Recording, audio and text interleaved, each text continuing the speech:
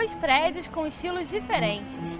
Duas casas da Justiça. No programa O Rio que o Rio não vê, vamos conhecer as semelhanças e diferenças entre a fachada do prédio da Escola de Magistratura e do Centro Cultural do Poder Judiciário. Quem nos leva por essa viagem ao mundo das leis é o pesquisador e fotógrafo Luiz Eugênio Teixeira Leite. Tudo bem, Luiz? Tudo bem, Natália. Se a gente for falar da construção desses dois prédios, de que época eles são? Esse aqui onde a gente se encontra, que né, é a EMERJ atualmente, né? Ele nasceu para ser a sede da Caixa Econômica em Monte de Socorro, atual Caixa Econômica Federal. É de 1884, foi projetado pelo grande Bittencourt da Silva, que era aluno do Granja de Montigny, que vem a ser o pai do neoclassicismo brasileiro, né? Chegou aqui quase junto do Dom João VI. Já o nosso vizinho aqui, o Centro Cultural do Poder Judiciário, ele foi projetado por volta do começo da década de 20, do século 20, ali por volta de 1921, e foi inaugurado em 1926, né? Portanto, um é um neoclássico bem austero, que é esse onde a gente se encontra, né? E o outro é um prédio mais eclético, né? E se a gente for falar dessa questão das semelhanças e diferenças, como você falou, esse aqui é um prédio neoclássico. O que o neoclássico tem? O neoclássico, ele se mantém, né, mais ligado na antiguidade clássica, né, greco-romana, e, portanto, até por isso, né, ele tem formas mais graves, mais austeras, né, mais retilíneas, né, uma proporção mais áurea, mais clássica. Já o eclético não. Ele começou a se valer de vários movimentos, né, de vários estilos, geograficamente falando, né, foi pegar um pouquinho ali no morisco, em vários estilos, né, ele se apropriou, e aí ele não tem essa dureza arquitetônica, né, essa convenção tão dura, tão estrita quanto o neoclássico. E como você já falou, ele não foi sempre uma casa da justiça, né? Ele já se prestou para outras funções. Sim, aqui o carioca conhece bem isso aqui como uma procuradoria, né? Então aqui era a Procuradoria-Geral da República, né? Já foi a pretoria, né, nos anos 40 e, como eu disse, nasceu para ser a Caixa Econômica, né? Caixa Econômica em Monte de Socorro. Se a gente for detalhar essa fachada, lá no alto a gente tem um elemento muito interessante, né? O prédio ele nasceu sem esses corpos laterais, né? Esses que estão mais brancos, né? Essas fachadas em alvenaria, né?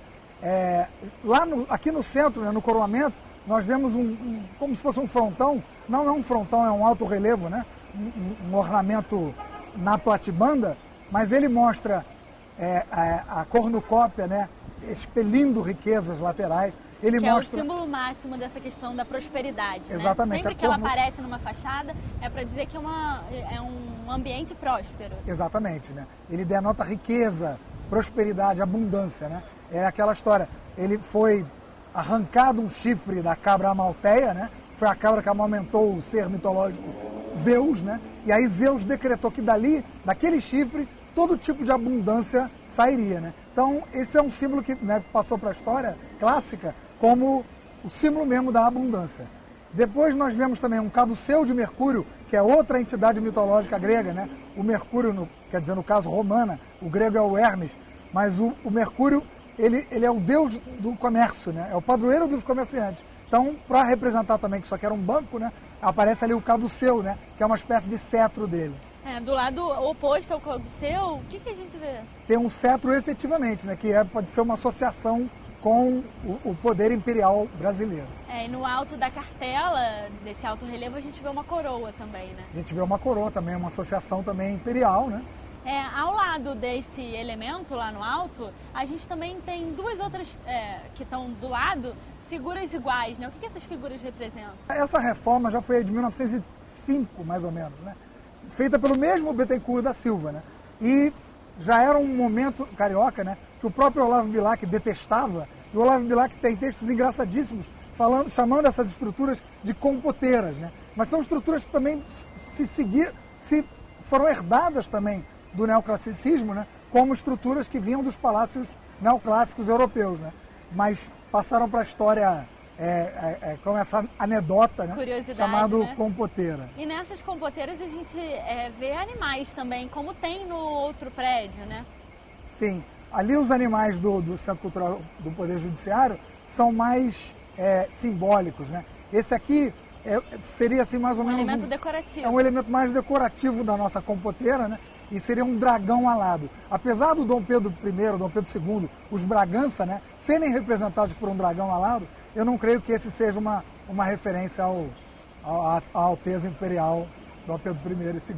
Luiz, se nós formos falar das principais esculturas que tem aqui nesse prédio, a gente vê essas estátuas em ferro fundido, o que elas representam? Essas belíssimas esculturas, né? Aqui é bom a gente fazer um pequeno parêntese, porque essas imagens, né, essas esculturas vieram da França, né? Não há nenhuma cidade fora da França que tenha mais esculturas como essa, né? Foram feitas em ferro fundido numa região francesa chamada Haute-Marne, né? É a famosa fundição du Val d'Osne, né? Então, essas esculturas, né, nesse caso específico, elas eram compradas por catálogo. Então, eu não acredito que elas tivessem uma associação efetiva com a Caixa Econômica, no caso. Então, aqui à direita do telespectador, a gente vê o deus Hefesto, que representa a indústria, né? A gente vê à direita dele, né, ele segurando uma marreta, e a marreta está apoiada numa bigorna, e do outro lado a gente vê uma engrenagem, né? A engrenagem é o símbolo máximo da tecnologia, né, da indústria, né, da modernidade em última análise. Já à esquerda do telespectador, uma outra escultura muito bela, também do Val d'Osne, que representa a astronomia ou a ciência. É uma figura alegórica feminina carregando um globo terrestre e um compasso a medir esse globo terrestre, né? É também uma associação simbólica muito bonita. Mas não necessariamente, como a gente tem estudado, né, uma associação ao prédio, né? Foram esculturas colocadas na fachada mais ou menos aleatoriamente. Uma outra coisa interessante nesse prédio é que ele tem colunas diferentes, em estilos diferentes, né, Luiz? Que estilos são esses e por que foram escolhidas colunas diferentes para o mesmo ambiente? Isso era um hábito dos arquitetos, né? Existem muitas associações simbólicas muito profundas sobre as colunas, né? As ordens arquitetônicas foram divididas pelo Vignola, as ordens clássicas, né, em 5 grandes ordens principais: a dórica, a jônica, a toscana, a compósita e a coríntia, né? Nós vemos nesse prédio aqui especificamente que o primeiro pavimento ele tem uma coluna toscana, né? Já que nos pavimentos que nós nos encontramos, apesar da coluna ser falsa, né, não é uma coluna de sustentação, ela é uma coluna coríntia, né? E a gente vai ver esses exemplos todos em igrejas, por exemplo, até em função do movimento, né, das reformas das igrejas, que no Rio de Janeiro especificamente duraram séculos até para acontecer. A moda mais ou menos foi trocando, né, o estilo foi trocando e essa ordem foi sendo variada, né? Se a gente reparar na coluna toscana aqui desse prédio, a gente vê que ela é uma coluna mais simples, menos ornamentada que a outra que também decora esse prédio. Exatamente, a dórica e a toscana são bastante simples. A jônica já é aquela coluna do chifre, né, do carneiro. A coríntia já é uma associação entre esse chifre e a própria folha de acanto, né? E a compósita é mais associação ainda. Aqui no prédio ao nosso lado, no centro da Justiça, é uma coluna dessa dos chifres, né? Exatamente, é uma coluna jônica, exatamente, de chifre de carneiro.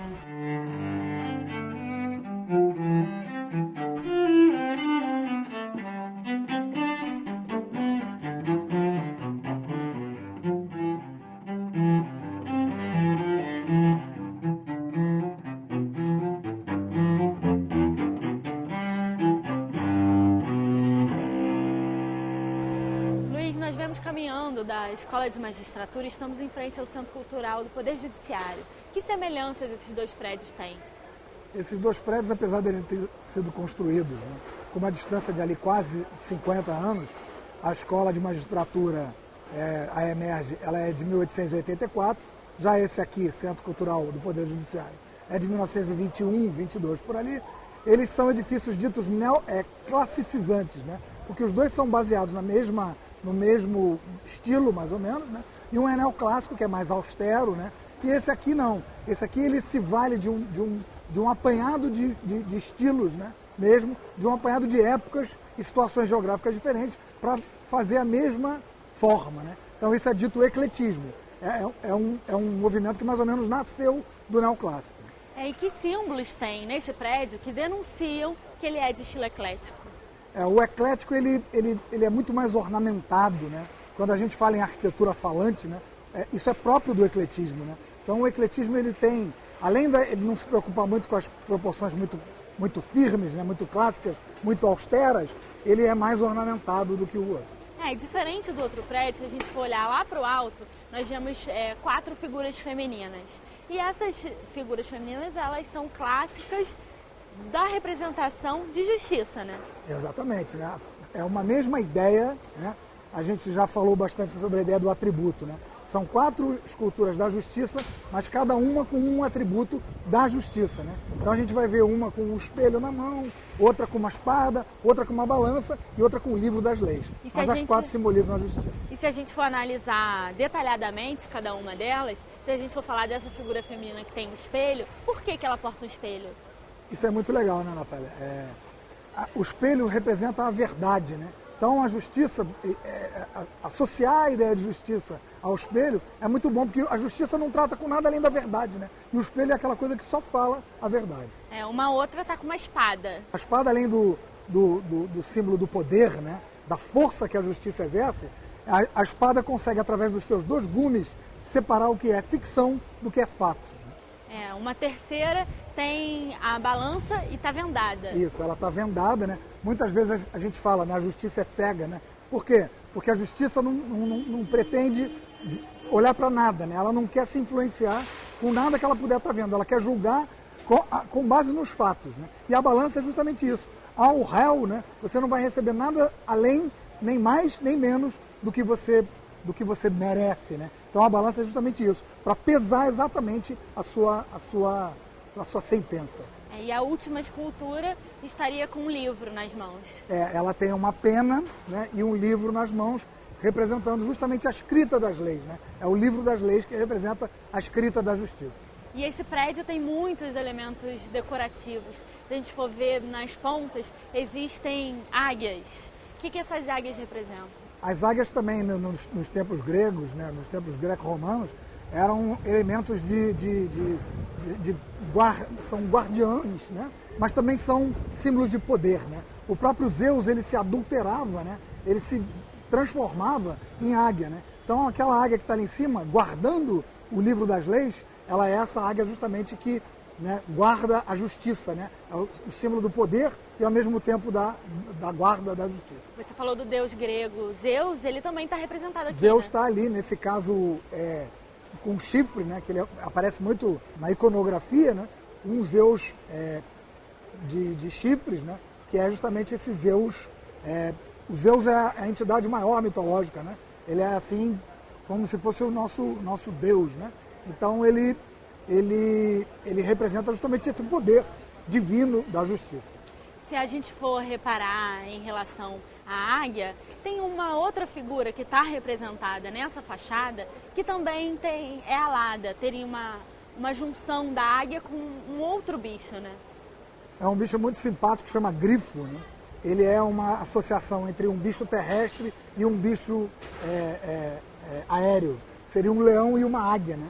Inclusive o cristianismo faz associações ao próprio Cristo, né? Mas nesse caso não, o Cristo é a única entidade que está na terra e no céu ao mesmo tempo, né? Mas nesse caso ele é um guardião também, né? É um vigilante, né, do templo, né? Dessa ideia toda da justiça. Como nós vimos em outros prédios pelo centro da cidade, aqui também existem colunas, que são diferentes das colunas que nós vimos na Emerge, né? Sim. A coluna, claro, ela é um elemento principal, primordial das ordens arquitetônicas, né, da antiguidade, né? Aqui nós temos colunas jônicas, né? São esses chifres de carneiro, assim, enroladinho.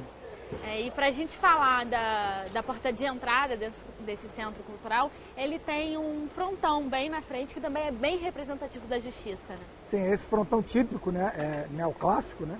E é um frontão pequeno, né? Mas ali no meio ele diz aquela frase muito tradicional sobre a justiça, afirmando dura lex sed lex, ou seja, afirmando a autoridade da justiça, ou seja, a justiça de fato é dura, mas afinal de contas a lei é dura, mas é a lei, né? Luiz, e com essa frase a gente encerra o nosso programa. Obrigada pela sua participação. Eu que agradeço, Natália.